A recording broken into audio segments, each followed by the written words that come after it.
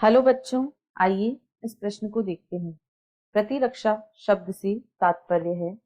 विकल्प ए परपोषी और परजीवी के बीच सहोपकारिता, विकल्प बी परपोषी की रोग उत्पन्न करने वाले जीवों के विरुद्ध लड़ने की क्षमता, विकल्प सी परजीवी की एक परपोषी के अंदर जीवित रहने की क्षमता, या विकल्प डी एक घातक रोग।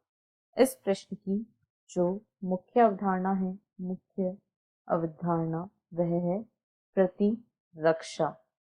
प्रतिरक्षा को इम्यूनिटी भी कहा जाता है।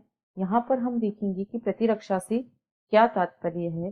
प्रतिरक्षा जो होता है यह शरीर की रोग जनक जीवों से लड़ने की क्षमता होती है।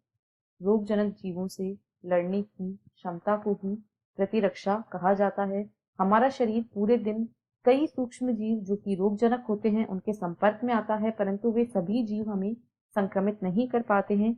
क्योंकि ऐसा इसलिए होता है क्योंकि हमारे शरीर में प्रतिरक्षा पाई जाती है। प्रतिरक्षा एक ऐसी जैविक प्रक्रिया है, यह एक ऐसी जैविक प्रक्रिया है जो संक्रमण, बीमारी या अन्य रोगजनकों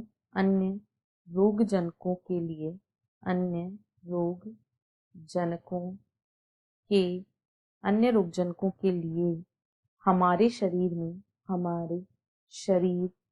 में पर्याप्त जैविक प्रतिरोध होने की स्थिति को वर्णित करती है। पर्याप्त जैविक प्रतिरोध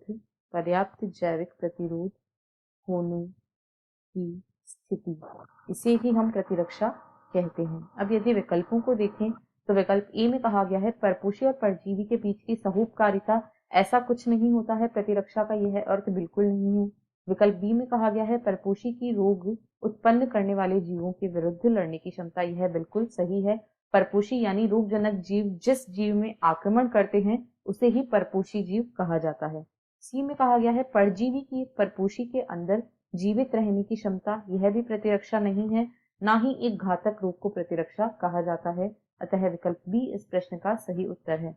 आशा है आपको प्रश्न समझ आया होगा। धन्यवाद।